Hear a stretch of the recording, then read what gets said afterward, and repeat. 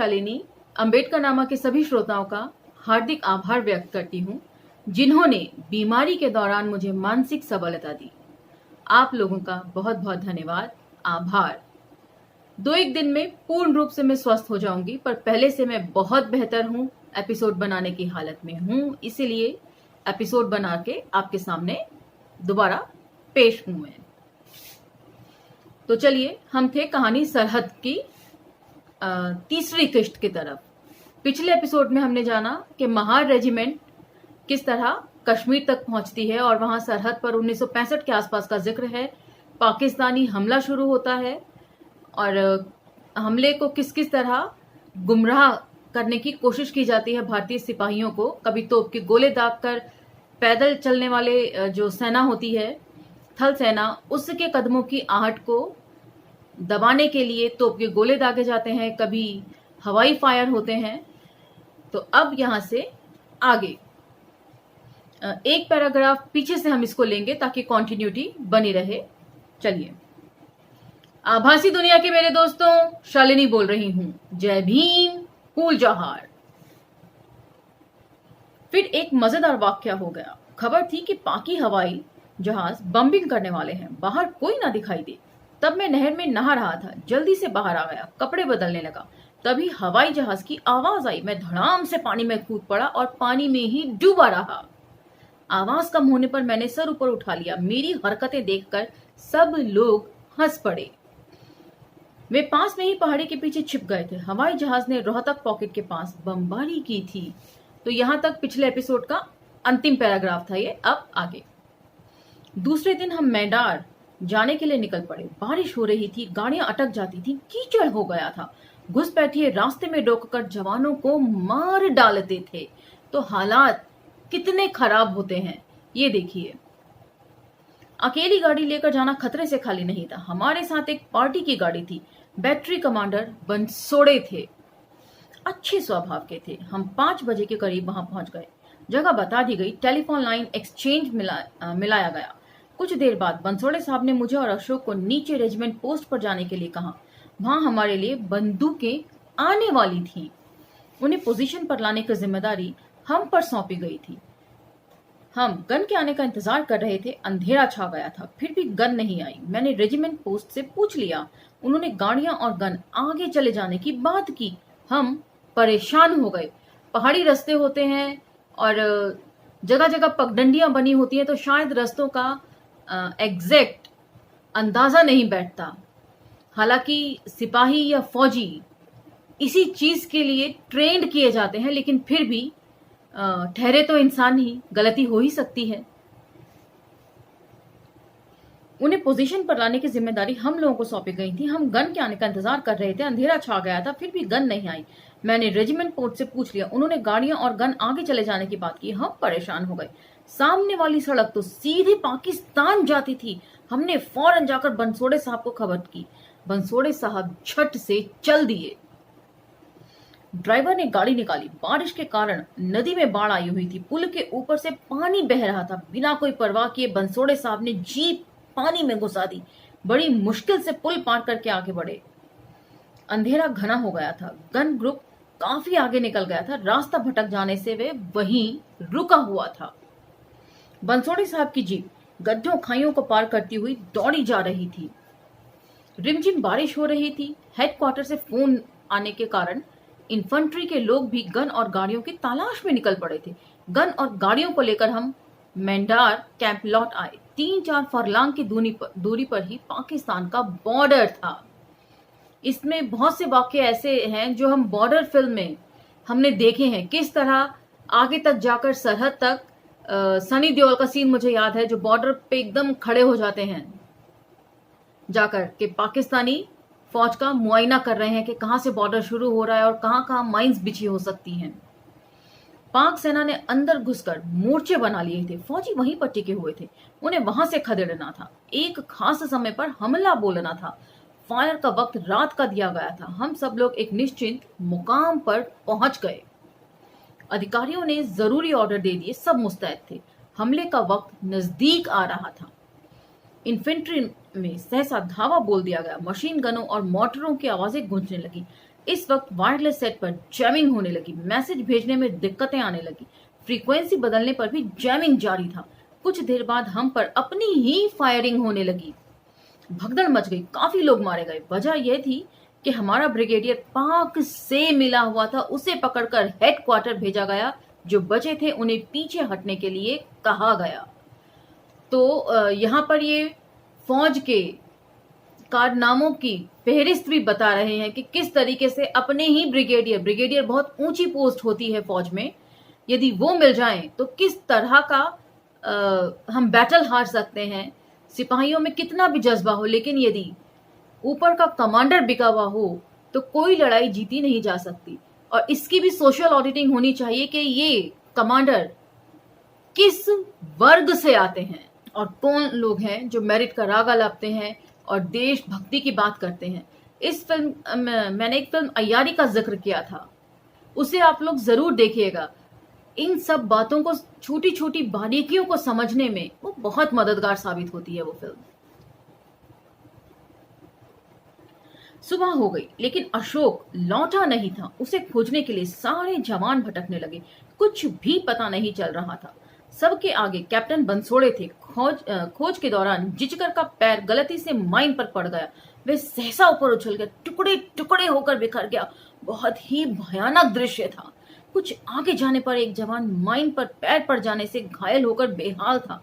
दुश्मन ने माइन्स लगाए थे। माइन फील्ड पर चलते हुए बड़ी सावधानी बरतनी पड़ती थी। अशोक का कोई पता नहीं चला। क्या हुआ होगा कौन जाने। वह अमरावती का रहने वाला था। जिचकर की अंत्येष्टि नदी किनारे कर दी गई। उसे सलामी भी दी गई। कितना मुश्किल होता है, और अपने साथियों को इस तरह परखच्चे बनकर उड़ते वक्त क्या बीतती होगी इन सिपाहियों पर, लेकिन फिर भी जज्बा बनाए रखते हैं। उनके जज्बे को सलाम। युद्ध के वातावरण ने मुझे भी लड़ाकू बना दिया। अब मुझे फायरिंग से डर नहीं लगता, मौत की कोई परवाह नहीं थी। जिंदगी को मैं मौत के हाथ में रम का प्याला समझने लगा। बारिश हो रही थी, बिजलियां कड़क रही थी, सन सन कर हवा चल रही थी। जूते कीचड़ में सन गए थे। हम पूरी तरह से भीग गए थे। धरती ने अंधेरे का गणवेश धारण कर लिया था। अब हम अपनी ड्यूटी ईमानदारी से निभा रहे थे। हमारे प्राण ट्रिगर पर रुके हुए थे। मैंने यूं ही ट्रिगर को दबा दिया। फायर की आवाज सुनकर बंसोड़े साहब दौड़ते हुए बाहर आ गए। बोले, भगवान कसम, गोलियां खत्म होने के बाद हम तुमको एक भी गोली नहीं देंगे। रात अभी बहुत बाकी है। तब हमारी सहायता के लिए आए हुए सिविल पुलिस के सिपाही और HRP के लोग मेरी ओर देख रहे थे। किसी गलती की गुंजाइश नहीं होती। एक एक गोली की अहमियत इतनी ज्यादा होती है। किसी भी गोली के ऊपर दुश्मन का, या दुश्मन की किसी भी गोली के ऊपर आपका या आपके साथी का नाम लिखा हो सकता है। रोहतक पॉकेट की टेलीफोन लाइन खराब हो गई थी। मैं, टेम्बे मास्टर और ड्राइवर निकल पड़े। लाइन देखते हुए झंगड़ के पश्चिमी मैदान में पहुंच गए। सामने पाक पॉकेट था। उन्होंने फायरिंग शुरू कर दी। गोलियां जीप की तरफ ही आ रही थी। ड्राइवर ने चतुराई से जीप को बिना स्टार्ट किए क्लच को दबाया। गाड़ी न्यूट्रल में नीचे नाले की तरफ चली गई। एक गोला गाड़ी से कुछ ही दूरी पर आ गिरा। मैं भागकर सुरक्षित जगह ढूंढने लगा। टेम्बे मास्टर ने भागने से रोका। कहा, भागने से स्प्लिंटर्स ज्यादा लगेंगे। हम लाइन को जांचते हुए आगे बढ़ रहे थे, लेकिन फॉल्ट नहीं मिला। एक फौज को जीतने के लिए बहुत सारी चीजों की जरूरत होती है। सिर्फ गोला बारूद और सिपाही नहीं होते। वायरलेस पे जो मैसेज पहुंचाने वाले होते हैं, एक्सचेंज को साथ साथ लेकर चलने वाले होते हैं, वो भी उतने ही महत्वपूर्ण लोग होते हैं। खानसामा जो होते हैं, जो फौज के लिए खाना तैयार करते हैं। मुझे याद है बॉर्डर का डायलॉग जो कुलभूषण खरबंदा बोलते हैं कि साहब, इतिहास गवाह है, कोई फौज भूखे पेट कभी नहीं जीती। तो हर व्यक्ति एक खास अहमियत रखता है। सिर्फ फौज में ही क्यों, हर जगह, हर चीज, जिंदगी में भी मोर्चे खुले रहते हैं। और सामाजिक तौर पर वर्णवादी व्यवस्था के सामने ये मोर्चे ज्यादा खुलने चाहिए, जिसमें हर छोटी बड़ी चीज की अहमियत है। साथ लेकर चलने की आदत बनाइए। मैं और टेम्बे मास्टर रात में एक्सचेंज के सामने वाले हॉल में सोते थे। रात 1 के आसपास पाकी फायरिंग शुरू हो गई। पहला गोला पास के हॉकी मैदान पर आ गिरा। उसकी आवाज से हम जाग गए, एक्सचेंज में गए। रात काफी देर तक बमबारी होती रही। एयर ब्रस्ट भी बहुत किए गए। उनके स्प्लिंटर्स हॉल में बिखरे पड़े थे।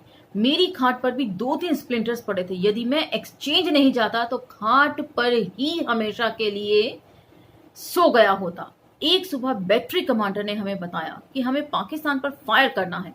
अपने अपने बंकरों पर चाहो तो मिट्टी डाल लो। हमारे बंकर पर पहले ही काफी मिट्टी थी, इसलिए हमने और नहीं डाली। सामने ही पाकिस्तान का पॉकेट था। उन्हें हमारी हलचल नजर आ गई। उन्होंने तुरंत फायर शुरू कर दिया। पहले उनके गोले पास की पहाड़ी पर गिरे, फिर हमारे आसपास फास्फोरस के गोले पड़े थे। पड़ते ही जल उठते थे। हमारे सामने मिट्टी और धूल के बादल छा गए। टेलीफोन के कई तार टूट चुके थे।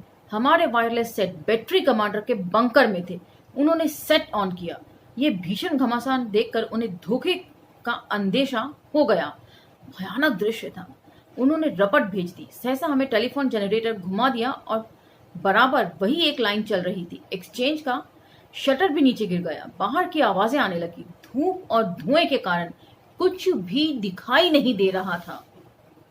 जो शटर नीचे गिर गए थे उनके जैक और ऑपरेटर कार्ड डालकर अंदर किए गए। तब साहब बोले, अरे भीमा, तू जिंदा है?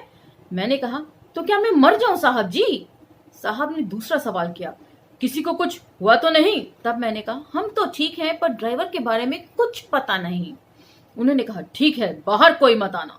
कुछ देर बाद फायरिंग थम गई। बाहर आकर हमने देखा सब तरफ फास्फोरस के स्प्लिंटर्स बिखरे पड़े हैं। कहीं अधूरे फटे गोले से धुआं निकल रहा है। सारे ड्राइवर भी ठीक थे। शिवर के पूरब की तरफ एक छोटा गांव सा पॉकेट है। हमारी वहां आवाजाही रहती है। आगे मैदान में नीम का एक बड़ा पेड़ है। यह पेड़ हमारा बॉर्डर है। उस पेड़ को देखकर मुझे अपने गांव के विट्ठल मंदिर में के सामने खड़े नीम के पेड़ की याद आ गई। विमल की पाठशाला छुड़ाने के बाद मेरा उससे मिलना कम हो गया था। विमल का घर टीले पर था। विमल, आपको याद होगा, सबसे पहले ही एपिसोड में, सरहद के सबसे पहले एपिसोड में जिक्र था, मास्टर जी की बेटी थी। देश पांडे मास्टर स्कूल जाते तब मैं दोपहर में नीम के पेड़ पर चढ़ जाता। वहां से विमल को देखने की कोशिश करता। शाखाओं से होता हुआ पेड़ की चोटी पर पहुंच जाता। हवा चलती और शाखाएं हिल जाती, या मेरा पैर ही फिसल जाता तो नीचे गिरकर मैं चकनाचूर हो सकता था। मेरे पेड़ पर चढ़ जाने का संदेशा तुक्या ने दिया था। वह उनके घर का नौकर था। विमल भी छत पर चली आई। वह वहीं से हाथ हिला रही थी और मैं पेड़ से जवाब दे रहा था। आज बॉर्डर पर पेड़ की शाखाओं को झूलते हुए देख रहा हूं। लगा पेड़ ने हैंड्सअप कर दिए हैं। वातावरण साफ होने पर हमें पाकिस्तान में झेलम नदी का पाठ दिखाई देता है। मरीपुरी शहर में दिए रात में दिखाई देते हैं। झेलम नदी का पुल भी नजर आता है। हम सुबह उठकर तैयार हो जाते हैं। यहाँ गेंदों के फूलों की भरमार थी। गेंदे के लाल पीले फूलों को झूमते हुए देखकर मन बौरा जाता। सुबह चारों ओर फूल ही फूल खिले हुए। मैंने पास के एक पत्थर पर विमल का नाम उकेरा था। क्या आज भी वहां पर यह नाम बाकी होगा? मतलब ये नाम बाकी होगा। ये यादगार के तौर पर लिख रहे हैं, संस्मरण है। काफी पहले का जिक्र किया है हमारे नायक ने। युद्ध विराम की खबर सुनकर खुशी हुई। युद्ध विराम के बावजूद बीच बीच में फायरिंग जारी थी। घुसपैठी युद्ध विराम के बाद टुकड़ियों में पाकिस्तान लौट रहे थे। एक बार रात में 10 बजे के आसपास एक तरफ से मशीन गन से फायर हुआ। हमें भ्रम में डालकर वे दूसरी तरफ से निकल जाते थे। फायरिंग की आवाज सुनते ही हम मोर्चे पर डट गए। हमारी बंदूकें आग उगलने लगी। बारिश भी हो रही थी, बिजलियां चमक रही थी। सुबह देखा तो टीले पर एक मकान बर्बाद हो गया था। सोचिए वहां पर रहने वाले लोगों का जीवन कितना कष्टकर होगा। आखिर वे अपने घरों को छोड़कर जाएं तो जाएं कहां? भारतीय सिपाही उन्हें अलग तंग करते हैं। कई बार आतंकवाद होने का उनके ऊपर आरोप लगा दिया जाता है। पाकिस्तानी सिपाही उन्हें अलग तंग करते हैं भारतीय मानकर। वे लोग दोनों तरफ से पिसते हैं, दोनों तरफ की बमबारी गोलाबारी को झेलते हैं।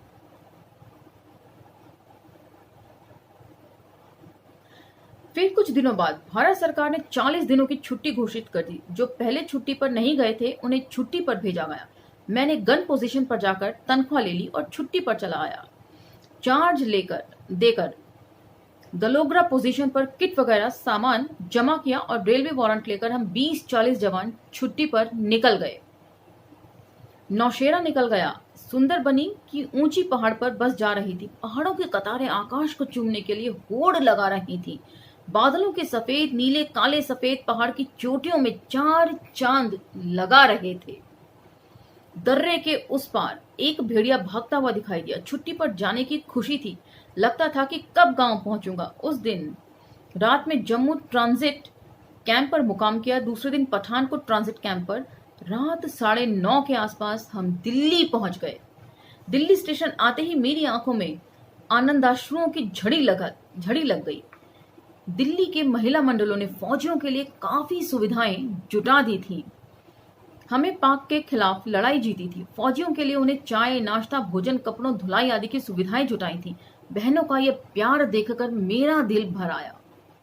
मुंबई रेलवे स्टेशन पर भी ऐसी ही सुविधाएं थी।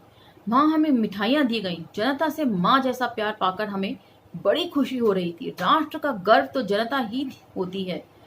मुझे जनता माँ जैसी लगी। लड़ाई जीतने की सच्ची खुशी मुझे यहाँ मिल गई। तो आज का ये एपिसोड हम यहीं पर समाप्त करते हैं। अगला जो एपिसोड होगा सरहद कहानी का, वो आखिरी और अंतिम एपिसोड होगा। तो तब तक लाइक शेयर सब्सक्राइब करना ना भूलें। धन्यवाद।